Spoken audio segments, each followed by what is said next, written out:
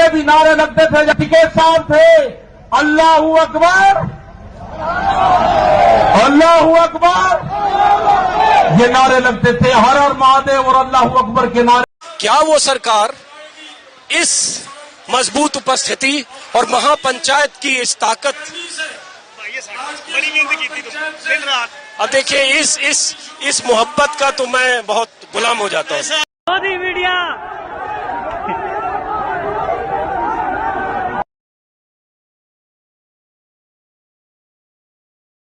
बिस्मिल्लाहिर्रहमानिर्रहीम। अस्सलामु अलैकुम वरहमतुल्लाहि वबरकातुहू। नाज़रीन, मुजफ्फरनगर में किसानों की जो बड़ी एहतजाजी रैली थी उसमें काफी लोगों ने काफी तादाद में शिरकत की है और उस रैली में गोदी मीडिया जाओ ये नारे भी लगे। ऐसे ही वो मीडिया भी थी जिनका किसानों ने खुद पसीना पोंछा, जो कह रहे थे, एंकरिंग कर रहे थे, गर्मी हो रही थी, पसीना बह रहा था तो किसानों ने खुद अपने हाथों से पसीना पोंछा।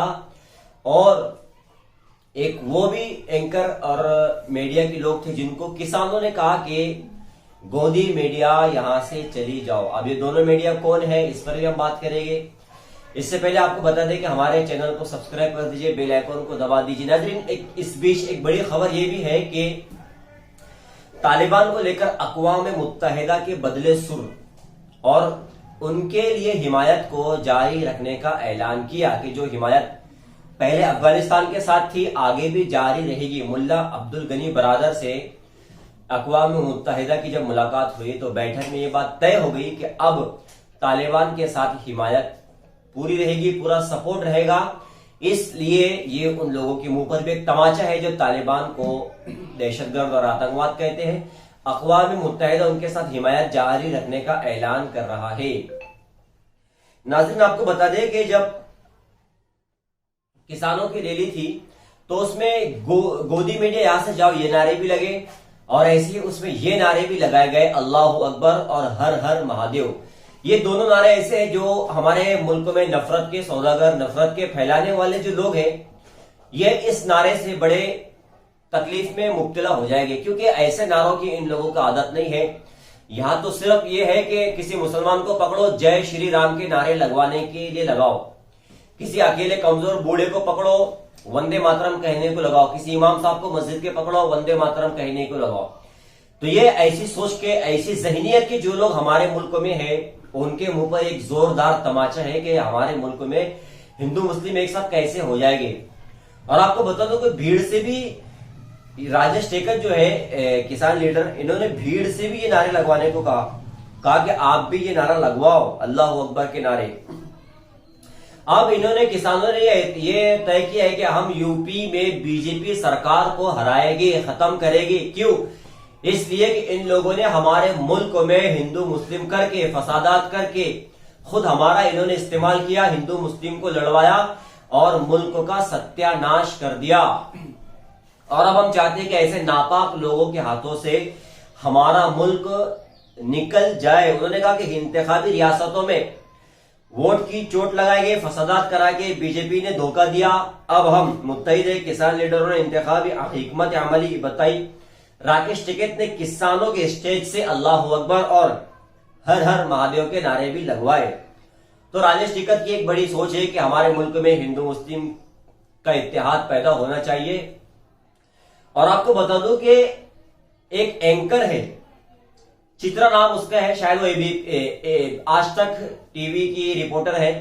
वो जब किसानों के पास पहुंची तो वहां पर किसानों ने गोदी मीडिया यहां से जाओ, गो बैक, गोदी मीडिया यहां से जाओ के नारे उन्होंने लगवाए।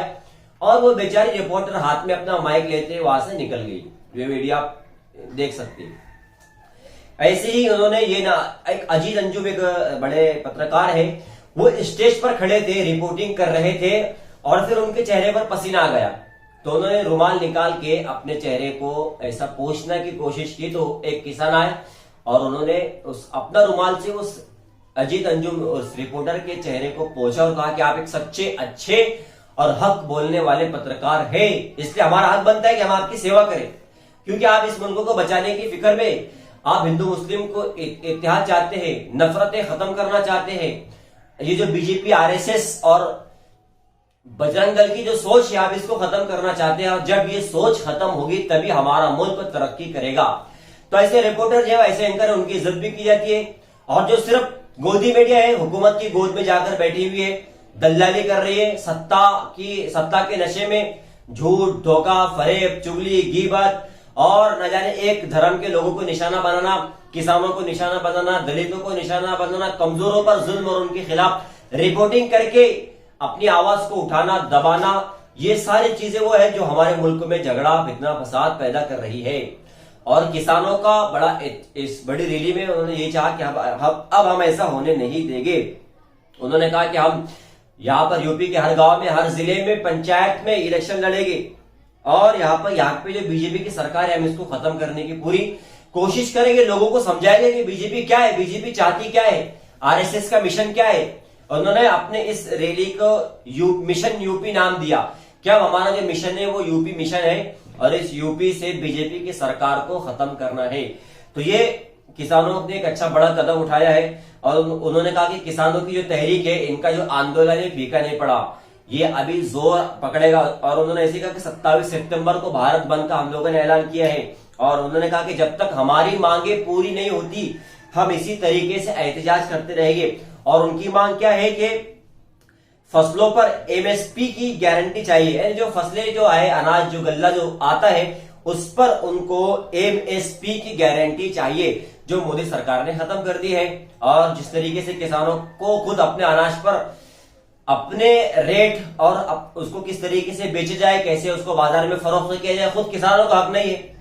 तो ये कौन सा कानून है जो हमारे मुल्क में चल रहा है? तो बीजेपी सरकार अजीब और गरीब कानून लाती है और लोगों को परेशान कर देती है। तो अब किसानों ने बड़ा फैसला किया है। अब देखते हैं कि इस फैसले में आगे सरकार क्या करती है, किसानों का क्या बड़ा कदम रहेगा। 27 सितंबर को उन्होंने भारत बंद का ऐलान भी किया है।